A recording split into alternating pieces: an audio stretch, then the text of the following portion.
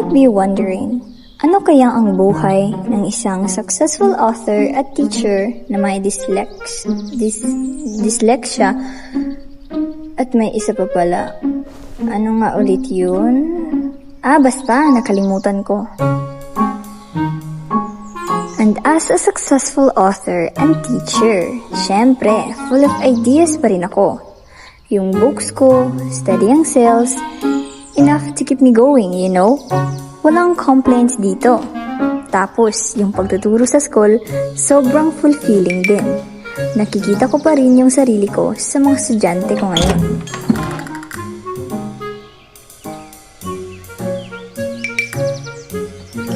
Life is good. Fans to reach out sometimes. Students send me messages about my books and the writing. It keeps me busy. Who needs more than a steady routine like this?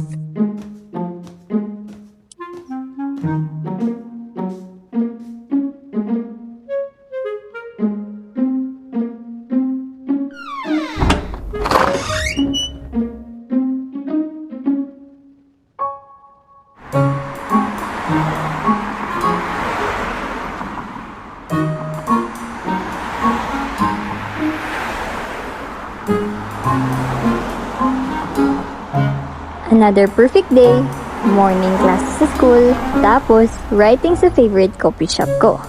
It's like my second office. Yung atmosphere doon, perfect for churning out those hit chapters. Fans and students might even spot me and ask for autographs or advice, you know?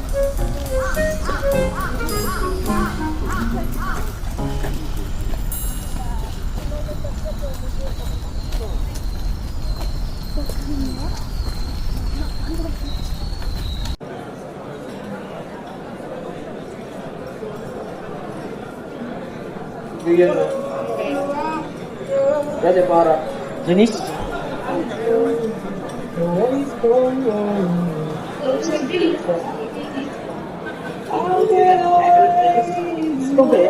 Ken! Say hi! Ako nga! Nangyari long time. Kamusta ka na? Okay naman, ikaw ba? How's life? Okay naman. Duman lang kami pag-active before. Pero feeling here, parang bonus na rin sa araw mo. May time ka ba ngayon? So, tell me about yourself. Last night, but you really didn't get to writing. I've been seeing your posts right here and there. I'm honestly very happy for you. Uy, salamat ha. Well, life as an author has just been pretty busy but fulfilling. A lot of writing, promotions, signing, deadlines. Ganyan na, but I enjoy it naman. Ikaw ba? Kumusta buhay mo? Okay naman. Medyo busy sa life, work. Pero, I did read some of your books, especially the first one. I really like it. Parang may impact talaga sa mga tao eh. So, Well, that means a lot. That first book was really special to me. I poured so much of myself into it. actually, I didn't mind the essay. But the recent book I find feels like different compared to the first one. Pero, medyo okay naman siya. Kaso, parang may kulang talaga eh. So, tell me, what happened? Parang, I see what you mean. Maybe my style has changed over time. Ganon. I know you have been dealing with this problem for the past few years. Life is just like football. Pero try mo din magsulat para sa sarili mo o tungkol sa sarili mo. Dahil baka sa paraan na iyon, maybe that spark will come back again. And maybe bigyan ng mga like yung Life about my life. Interesting idea, Ken. Tingnan ko. Thanks to the honesty, ha? That means a lot.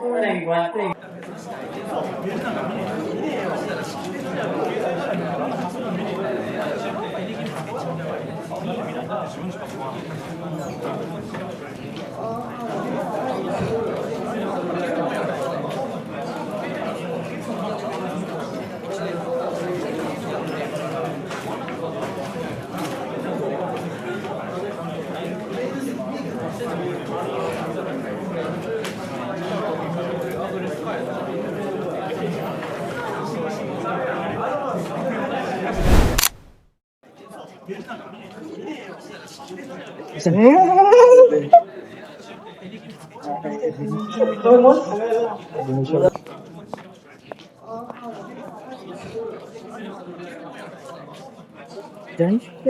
Jan? Janice? Uy, Ken! Ano? Okay ka lang ba? Parang wala ka sa isip mo ngayon ah. Sorry, nag-iisip lang. Ano, let's go back na? Tara, balik na tayo sa room. Jan? Ayusin mo nga yung buhok mo. Parang ewan dyan ba?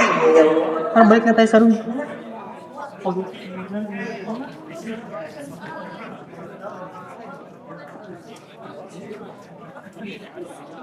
Do you mind telling me what's on your mind earlier?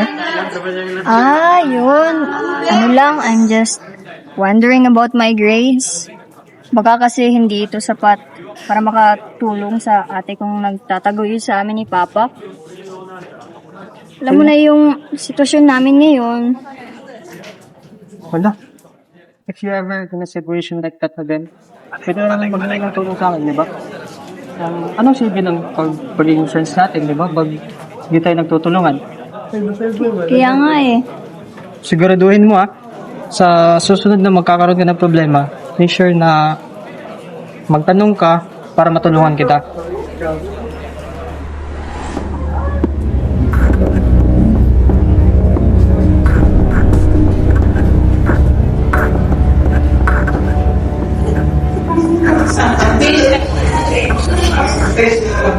Uy! Tignan nga to. Nandito na yung abdo Ano kayo ginagawa nitong gagong to? Tayo mo ito? Anong tan? Tanga! You just wasting your time on there, bro. Huwag mo na yung mabasahan ang pinagsusulat mo.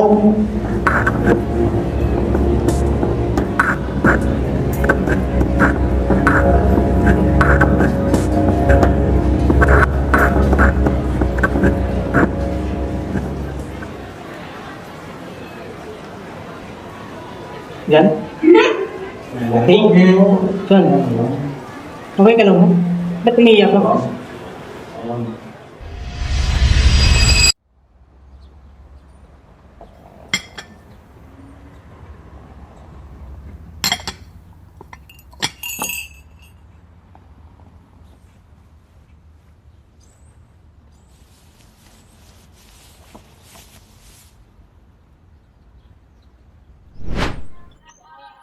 Curious ako, guys. Ano bang kukunin yung kurso sa college? Uy, basta ako, nursing talaga ako eh. Since grade 7, yan ang dream ko. Tapos, after graduation, pupunta ako ng Singapore. Maganda yun ah. Yes. Yun. Ako naman, nursing din ako. Pero sa Canada lang. Malaki kasi sahod dun eh. Ganun ba? Malaki. Ako naman, Homsay, pwede ko gawing apps yung schedules natin para hindi naman tayo magkalimutan. Eh, ikaw, Eunice, ano ba talaga kukunin mo? Eunice? Eunice! Eunice! Ano ba talaga course kukunin mo? Course? Accountancy? Business at? Kahit ano, basta makuha ka ng trabaho. Boy! Beginner boy! Seryoso. You can be bad with it. Bakang natin. Walang ngayon. Guys, tingnan nyo to. OPCAT 2025 application now open. Deadline June 30 exam date August 10 to 11. Apply now at UPCAT Education PH.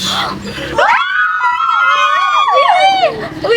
Ano ba yan? OMG, hindi tayo! August 10! Ano? Tara, mag-apply tayong 5! Sama-sama tayo sa diliman! Universidad ng Pilipinas! Universidad ng Pilipinas! Okay, yes! Tapos, mag-picture tayo sa Oblation. Tapos, libre lunch after exam! Yay! Eunice, sasama ka ba?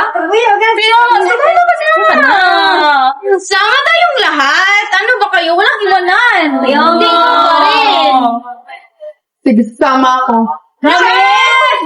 Promise! Promise! Sa taga-taga!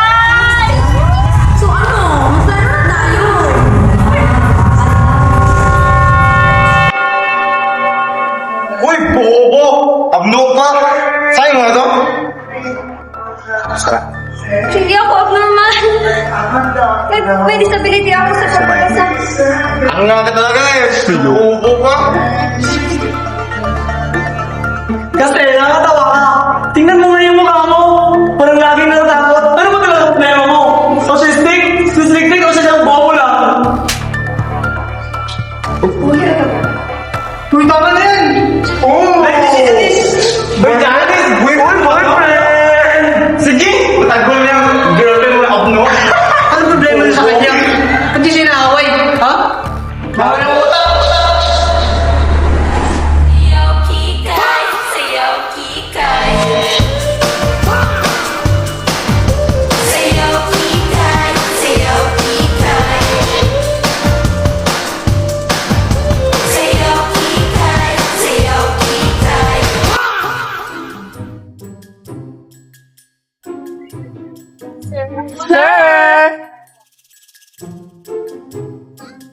Dito kayo sa Kikay's Corner. Mas maganda, mas mura, at may free chika pa. Okay with extra love. That's all? Our ukay is washed precisely. All items picked with quality. Walang amoy kilikili, walang amoy dugong. Are you challenging me? Are you threatened? Challenge accepted. Go on!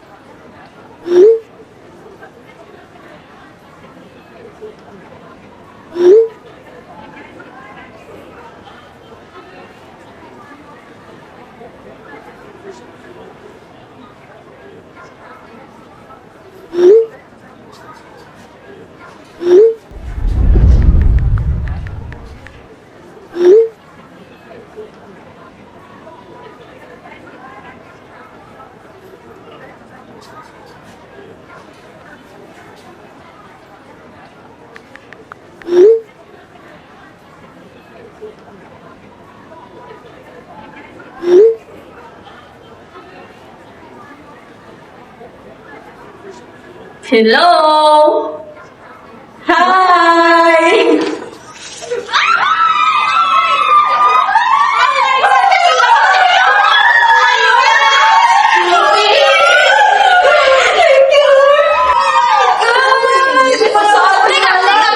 Alam ba ni Eunice to? ano? Eunice, meet up tayo. Bukas.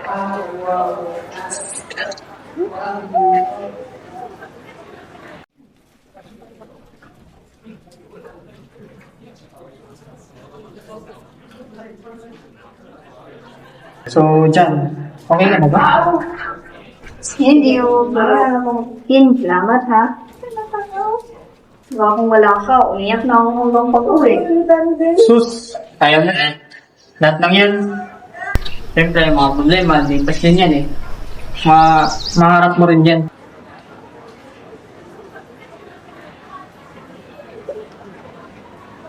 So, sure ka ba nga? Okay ka na talaga?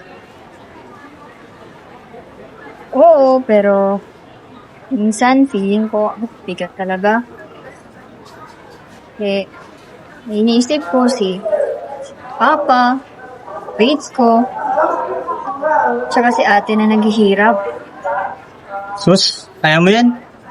Lahat lang yan, lipas din. Natandaan mo na ba yung sinabi ko kanina? Mali. Konti, maliit, pero salamat Kin ha. Alam mo, pag may nangyari din o may nararamdaman ka, sabihin mo agad sa akin ha. Alam mo na. Alam mo yung feeling na walang mapagsabihan, kaya dito ako Ken. Sige, sure. Sige, team tayo ha. Siyempre naman.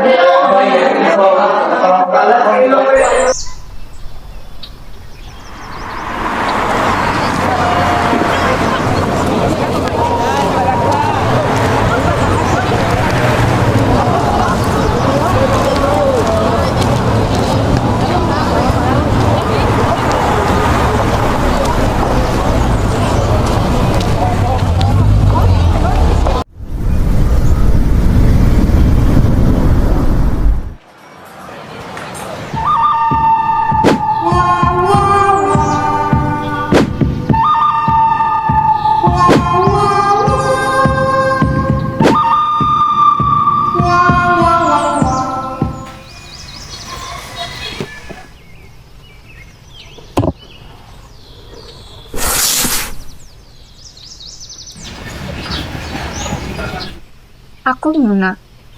88% pass sa UP Diliman. PS Medical Technology.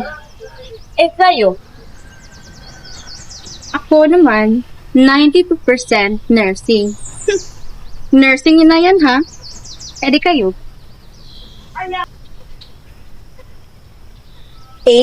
9% nursing pass. Pero teka, baka magpagamot kayo sa ospital ha? Tapos, lalabas kayo pag nakita ako. 87% ang nag-iisang comsci nyo. Ikaw, Camille, 88%? Kala ko ba top 1 ka? Akala mo lang, 88% pass na yun. Ikaw nga, 87% na. Baka ikaw yung magpo-phone na I failed up. Wala akong pake. Ops! Ikaw yun. Ready na bang lahat?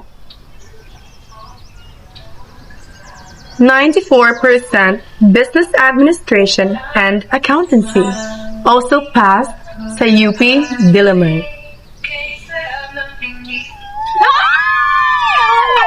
Wow! Congrats! May business fee na tayo! Ikaw na mag-budget sa pera ng barkada. Wow! Ikaw na magmamay ng mga... At saka, Ikaw na mag-audit ng mga utang namin, ha? Pero joke lang. Congrats, Eunice! congrats sa ating lahat, guys. Pero, focus muna ako sa trabaho ngayon. Maraming babayarin eh. Gamot ni Papa. Tuition ni Jenny. Okay lang yan! Andito naman kami! Hello! Tawagin mo lang kami.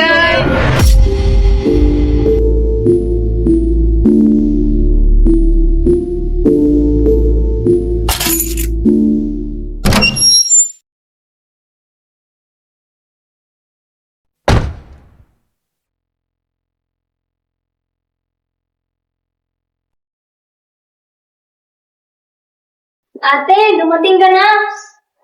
Pabenta na kaunti, pero kulang pa rin sa pambayad sa tubig at kuryente. Ma, ang sarap ng amoy. Matagal-tagal na rin simula nung may nagluto ng ganito sa bahay. Siyempre naman. Miss na miss ko kayo eh. Buti na nga nakauwi ako. Johnny, sino nandyan? Eunice? Anak? Putit nakauwi ka na. Ba't nandito ka? Jenny! Ba't nandito yan? Ate, may sasabihin nga pala ako. Buntis si Mama. Napakagaling mo, no? Bumalik ka na nga dito, may dala ka namang panibagong problema. At ano? Iiwan mo yan sa amin? O Eunice, baka nakakalimutan mo. Nanay mo pa rin ako. Respetuhin mo naman ako. Nanay? Respeto? Kaya-aya bang respetuhin ng isang nanay na biglang lumawas sa ibang bansa na walang paalam? Tangina mo! Tangina mo rin. Kapag mura kang kalan mo kung sino ka. Punta ka sa kwarto. Bilis! Oo. Alam ko kung sino ako. Eh, ikaw. Alam mo bang nanay ka? You know how things have fucking gone since you've left? Si Papa, napanalita, hindi makagalaw. Alam mo kung anong ginawa ko? Nagtatrabaho, naging katulong, ginawa ko lahat para na mabuhay kami. Ikaw, nasan ka? Nasan ka sa panahon yun? Ano? Nagtrabaho ako! Hindi mo na yung trabaho ko! Ginawa ko yun para sa inyo! Siya naman para saan?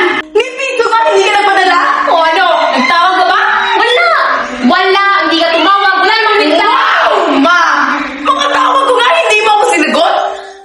Kahit mensahe, ayaw pa rin? Sabihin na lang natin, naging masaya ka bilang isang pokpok! Bastos ka! Hindi ko alam! Alam mo ba kung paano ko umiyak para na magbuhay ang itong pamilya na to? Di mo alam kung ilang beses na ako umiyak para na sa putang ng pamilya na to! Tangin na! Ang dami kong pangarap! Kakuha ko ng full scholarship, ma! UP! UP! Gusto ko mag-aaral pero hindi ko mag-aaral dahil kailangan kong magpabuhay ng pamilya na to! Sino pa tumayong nanay sa akin? Di ba ikaw dapat yun? Ma naman! Anak ko to! Kapatid mo rin ito! Oo, pero anak mo rin kami! Kaya nga nandito, paritama ang lahat! Wala ka na yung tama, you're too late!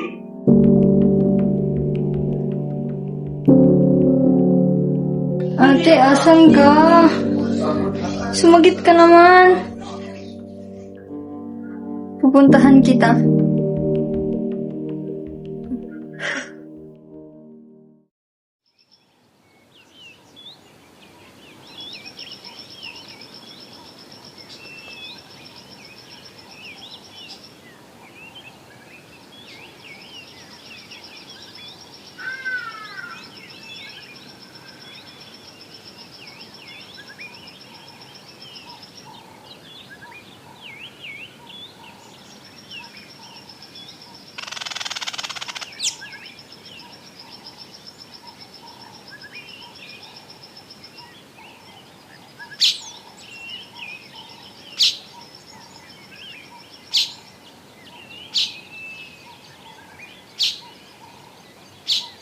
My sister was someone who was loved by everyone. Someone who was loved by everyone. Someone who knew everything. She taught me to eat well. Really courageous. When she was gone, the world became more silent. Siya kasi yung tipong tao na kayang isakripisyo ang lahat para sa amin ni Papa. Kaya Ate Eunice, sabay tayong maglalayag sa kawalan. will be my sister again. Sakay ng ating isipan. I really missed you, Ate. Iwan natin silang lahat. Tayo muna hanggang sa pagdilat pupurahin. Lahat ng alaala kasama sila. Saglit lang tayo munang dalawa. Saglit lang tayo munang dalawa. Lumapit ka rito. Kahit na 10